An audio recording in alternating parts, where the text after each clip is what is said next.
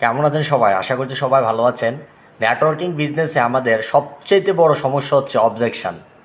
আমরা যখন কারোর সাথে এই বিষয় নিয়ে ডিসকাস করতে যাই, কথা বলতে যাই, তখন মানুষ আমাদেরকে নানান প্রশ্ন করে। আর ওই প্রশ্নগুলো শুনে আমরা যারা নতুন এখানে কাজ শুরু করি, আমরা অনেকে হতভম্ব হয়ে যাই, কীভাবে উত্তর দেব। ঠিক আছে? তো এই জন্য আমি আমার কথায় প্রায় সময় একটা কথা বলি যে যদি আপনি উইদাউট স্কিল নেটওয়ার্কিংয়ে কাজ করতে যান, তাহলে আপনাকে মানুষ স্কিলের এসটাকে বাদ দিয়ে দিলে কি থাকে? কিল। মানে মানুষ আপনাকে হত্যা করে দিবে এই ইন্ডাস্ট্রিতে। তো আপনি যদি আসলে স্কিল নিয়ে কাজ করতে পারেন, তাহলে আপনি তাকে হত্যা করতে পারবেন, মানে তার চিন্তাটাকে আপনি হত্যা করতে পারবেন। তো আজকে আসেন আমরা এমন কিছু প্রশ্নের উত্তর আমরা জানবো, যেখানে যেমন প্রথমত আপনি নেটওয়ার্কিংয়ে যখন কাজ করবেন, আপনাকে মানুষ প্রথমত যে প্রশ্নটা করবে যে এটা একটা ভুয়া কোম্পানি, এটা ভালো না। এখন আপনি আপনি যদি একটা সঠিক প্রতিষ্ঠানে আপনি কাজ করেন, সঠিক নেটওয়ার্কিংয়ে কাজ করেন, তাহলে আপনি লাউডলি অ্যান্ড প্রাউডলি আপনি তাকে বলতে পারবেন যে ইয়েস, এটাই সঠিক প্রতিষ্ঠান। এখন তাকে আপনি কিভাবে এটা উপস্থাপন করবেন? আপনি তাকে বলবেন যে ভাইজান, আপনি যে বলছেন আমার কোম্পানিটা ভালো না, ভুয়া, আপনি কি জানেন একটা আসল প্রতিষ্ঠান হওয়ার জন্য তার কী কী শর্ত লাগে? তখন সে আপনাকে উত্তর দিবে না। তখন আপনি তাকে বলবেন যে একটা প্রতিষ্ঠান আসল হতে গেলে তার প্রথমত তার নিজস্ব একটা ফ্যাক্টরি থাকতে হবে, তার নিজস্ব পণ্য থাকতে হবে, তার নিজস্ব গবেষণাগার থাকতে হবে, তার ম্যানেজমেন্ট সিস্টেম থাকতে হবে অনেক স্ট্রং, সে ডাব্লিউএফডিএসএ অর্থাৎ ওয়ার্ল্ড ফেডারেশন অফ ডাইরেকশন অ্যাসোসিয়েশনের অন্তর্ভুক্ত হতে হবে। পাশাপাশি তার 12 বছর একটানা লসবিহীন ব্যবসা করে সে নিজেকে প্রমাণ করে দেখাতে হবে। এই রিকোয়ারমেন্ট বা এই ক্যাটাগরিগুলো বা এই বিষয়গুলো যদি একটা প্রতিষ্ঠানে থাকে, তাহলে আপনি ধরে নিতে পারেন যে ওইটা একটা সঠিক প্রতিষ্ঠান। পাশাপাশি সে মিনিমাম 100-রও বেশি দেশে সে তার ব্যবসা করার যোগ্যতা থাকতে হবে। তাহলে এই বিষয়গুলো যদি একটা প্রতিষ্ঠানে থাকে, সে সঠিক প্রতিষ্ঠান। তাহলে আপনি দেখেন আমার প্রতিষ্ঠানে কিন্তু এগুলো আছে। ঠিক আছে, আমার প্রতিষ্ঠানের কোয়ালিটিগুলো আছে। তাহলে আপনি যে ভুয়া বলছেন, আসলে হ্যাঁ, ভুয়া অনেক কোম্পানি আছে, কিন্তু একটা মানুষ যেরকম খারাপ ভালো থাকতে পারে, ঠিক সেম একটা প্রতিষ্ঠানও ভালো খারাপ থাকতে পারে।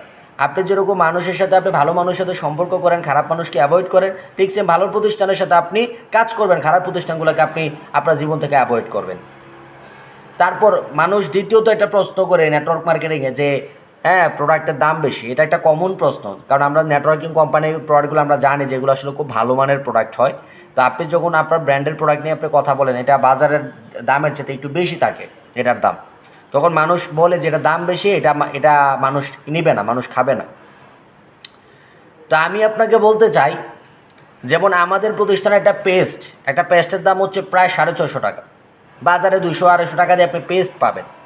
তাহলে আপনি আমার পেজটাকে 650 টাকা দিয়ে কেন নেবেন? তার কারণ হচ্ছে, আমার নেটওয়ার্কিংয়ের যে পেজটা, আমার এই পেজটা শুধু একটা পেজ না, এই পেজটার সাথে আপনার কেরিয়ারের একটা সম্পৃক্ততা আছে, এই পেজটার সাথে আপনার ভবিষ্যতের একটা সম্পৃক্ততা আছে। এই পেস্ট মানে আপনাকে একটা লাইফ দিচ্ছে, পেস্ট মানে আপনাকে একটা র্যাঙ্ক দিচ্ছে, পেস্ট আপনাকে একটা ইনকাম দিচ্ছে, পেস্ট আপনাকে একটা পজিশন দিচ্ছে। কিন্তু আপনি বাজার থেকে যখন পেস্ট কিনছেন, আপনি কিছুই কিন্তু পাচ্ছেন না। আর আমার পেজটা এই জন্য দাম বেশি হলেও আপনি নেবেন, কারণ আমার এই পেজটার সাথে আপনি লাইফটা পাচ্ছেন, আপনি এক্সট্রা অনেকগুলো ফেসিলিটিস পাচ্ছেন, এবং আমার এই পেজটি আপনি আরও অনেকগুলো সুবিধা পাবেন যেটা আপনি বাজারের পেজটে পাবেন না। আমার বেস্ট মাড়ি ফোলার কাজ করবে, দাঁত ব্যথার কাজ করবে, মুখের দুর্গন্ধ দূর করবে, মুখ পরিষ্কার করবে, মুখ ফ্রেশ রাখবে, পাশাপাশি ব্যাকটেরিয়া ভাইরাসজনিত যে সমস্যাগুলো আছে এগুলো সলভ করবে। অর্থাৎ মানে এরকম অনেকগুলো কাজ আমাদের এই নেটওয়ার্কিংয়ের প্রোডাক্টগুলো করবে, যেটা বাইরের প্রোডাক্টগুলো করবে না। তাহলে আপনি তাকে বলবেন যে ভাই, আমার প্রোডাক্টের দাম বেশি হলো আপনি এই জন্য কিনবেন, কারণ আমার এই প্রোডাক্টটা শুধুমাত্র প্রোডাক্ট না, এটার সাথে আপনার লাইফ আছে, কেরিয়ার আছে, ভ্যালু আছে। আর এই জন্য আপনার কাছে এটা দাম বেশি মনে হলো, এটা কম দাম। কারণ কি? কারণ এটার মধ্যে যে সুবিধাগুলো আপনি পাবেন, এটা অন্য জায়গায় আপনি পাবেন না। 3 নাম্বার, আপনাকে মানুষ প্রশ্ন করবে যে এটা ভেঙে যাবে বা এটা চলে যাবে। তো যখন আমাদেরকে কেউ বলে এটা কয়দিন পরে ভাগ্যে যাবো, ভাগ্যে গেলে তুমি টের পাবা, তখন আসলে আমরা অনেকে কনফিউশনে পড়ে যাই। কনফিউশনে থাকার কিছু নাই। যে মানুষ আপনাকে প্রশ্ন করবে এটা ভেঙে যাবে, আপনি তাকে উত্তর দিবেন, ভাইয়া আপনি যে বলছেন কোম্পানিটা ভেঙে যাবে, ভেঙে গেলে প্রথমত আমার কোনো লস নাই, কারণ আপনি টাকা দিয়েছেন, আমার প্রতিষ্ঠান আপনাকে মাল দিয়ে দিছে বা পণ্য দিয়ে দিছে। তাহলে আপনি এক হাতে টাকা দিয়েছেন, আর এক হাতে আপনি পণ্য গেছেন, কোম্পানি যদি ভেঙে যায় আপনার আমার কোনো লস নাই। কিন্তু একটা বিষয় আপনি ভাবেন, একটা কোম্পানি কখন ভাগে? লাভে থাকলে না লসে থাকলে? তখন সে বলবে লসে থাকলে ভাগে। তাহলে আমার প্রতিষ্ঠান তো লসে নাই। আমার প্রতিষ্ঠান বাংলাদেশে যখন কাজ শুরু করছিল তার কোনো প্রোডাক্ট ছিল না, তার বিজনেস ছিল না। আজকে তার লক্ষ লক্ষ কাস্টমার তার তৈরি হয়েছে, প্রতি মাসে তার লক্ষ লক্ষ টাকার প্রোডাক্ট সেল হচ্ছে, লক্ষ লক্ষ টাকার বিজনেস তার ডেভেলপ হচ্ছে। তাহলে সে কেন এতগুলো লাভ ফালায় সে চলে যাবে? পাগলও তো টাকা চিনে। তারপর আপনি তাকে 3 নাম্বার একটা লজিক দিয়ে আপনি বলেন, ভাইয়া মনে করেন আপনি আমার অফিসে আসছেন, অফিস থেকে বের হয়ে গেছেন, আপনার কত মিনিট সময় লাগবে? বলবে 1 মিনিট। কিন্তু আমি যদি আমার অফিসটাকে নিয়ে চলে যাই এখান থেকে, তাহলে আমি কি 1 মিনিটে যেতে পারবো? না। তাহলে কি করতে হবে? আমার অনেক সময় লাগবে, কারণ আমার এই মাল ছাপানা সব কিছু গুছাইয়া তারপরে আমাকে এখান থেকে বের হতে হবে। তাহলে ঠিক একইভাবে আপনি একটা বিষয় ভাবেন, আমার প্রতিষ্ঠান তার বিজনেস সারা ওয়ার্ল্ডে নিয়ে গেছে, সারা পৃথিবীতে সে ব্যবসা করে। এখন সারা পৃথিবীর ব্যবসাকে যদি সে মেনটেন্স করে তারপরে যদি সে চিন্তা করে ব্যবসা বন্ধ করবে, তাহলে তার তো মিনিমাম 100 বছর দরকার। কারণ সে হাজার হাজার কোটি টাকার প্রোডাক্ট সে বানায় রাখছে, এগুলো সেল করে তাকে ব্যবসা বন্ধ করতে হবে। তার মিনিমাম 100 কোটি টাকা, 100 বছর লাগবে। তার মানে আপনি ব্যবসা করে আপনার ফুলানাতেও ব্যবসা করতে পারবে, কোনো সমস্যা নেই। 4 নাম্বার আপনাকে মানুষ প্রশ্ন করতে পারে যে এটা হারাম, এটা হারাম বিজনেস। তখন আপনি তাকে বলবেন যে নেটওয়ার্কিংয়ে বিজনেস করতে গেলে একটা ব্যবসা হালাল হওয়ার জন্য তার কয়েকটা ক্যাটাগরি লাগে। নাম্বার 1, হালাল পণ্য হতে হবে। 2 নাম্বার, হালাল পুঁজি থাকতে হবে। 3 নাম্বার, কাস্টমার সন্তুষ্টিকরণ। 4 নাম্বার হচ্ছে সৎ কেনা বেচা। এই 4টা বিষয় বেসিক্যালি যদি থাকে তাহলে ওই বিজনেসটাকে আপনি হালাল বলতে পারেন। আর এই 4টা ক্যাটাগরি নেটওয়ার্কিংয়ের যারা প্রোডাক্ট বেস প্রতিষ্ঠান তাদের আছে, এটা আমার বিশ্বাস। বিশেষ করে আমি যে প্রতিষ্ঠানে কাজ করি টিএনস গ্রুপ, আমার প্রতিষ্ঠানের এই সবগুলো বেসিক ক্যাটাগরি আমার প্রতিষ্ঠানের আছে। তার মধ্যে মানুষ আরও অনেকগুলো কথা আপনাকে বলতে পারে।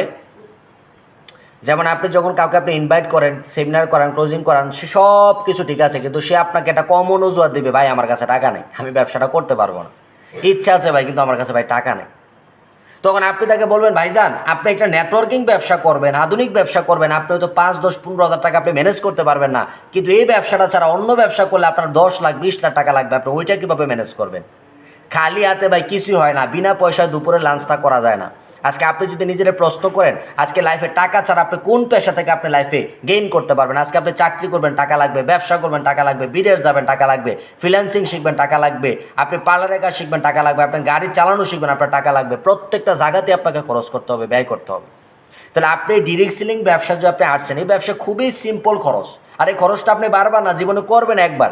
একটা স্কুল কলেজে গেলেও আমরা দেখা যায় যে আমরা কী করি, প্রতি বছর আমাদেরকে কী করতে হয়? রেজিস্ট্রেশন করতে হয়। কিন্তু ডিরেক্ট সেলিং ব্যবসা বা নেটওয়ার্কিং ব্যবসা আপনি জীবনে একবার রেজিস্ট্রেশন করে আপনি লাইফ টাইম আপনি ইনকাম করার সুযোগ পাচ্ছেন। তাহলে আপনার এখানে কেন আপনি উজোর দেবেন? টাকা পয়সা নাই, টাকা নাই বি দেবে আপনার জন্য এই ব্যবসা।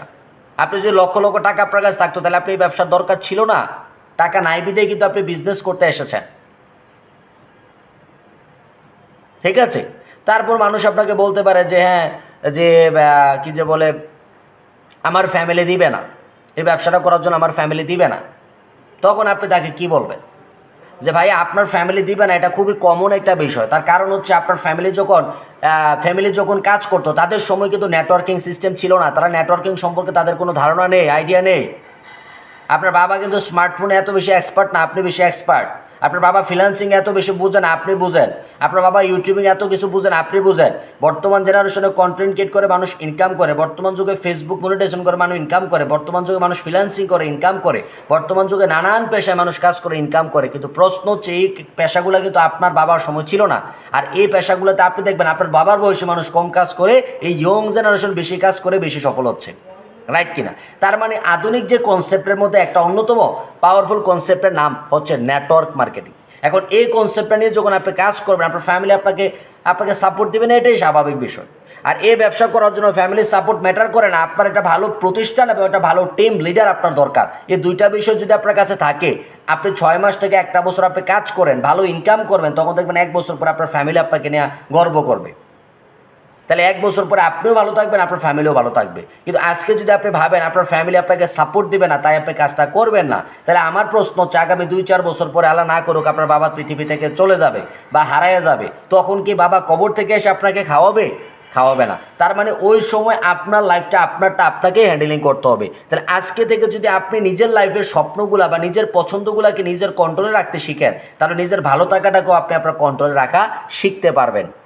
এবং 1 থেকে 2 বছর পরে আপনিও সেফ জোনে থাকবেন, আপনার ফ্যামিলিটাও সেফ জোনে থাকবে। আর আজকে যদি আপনার বাবার কথা শুনে কিছু না করেন, তাহলে 2, 4, 5 বছর পর যখন আপনি কর্মজীবনে যাবেন, আপনার অভিজ্ঞতার অভাব থাকবে।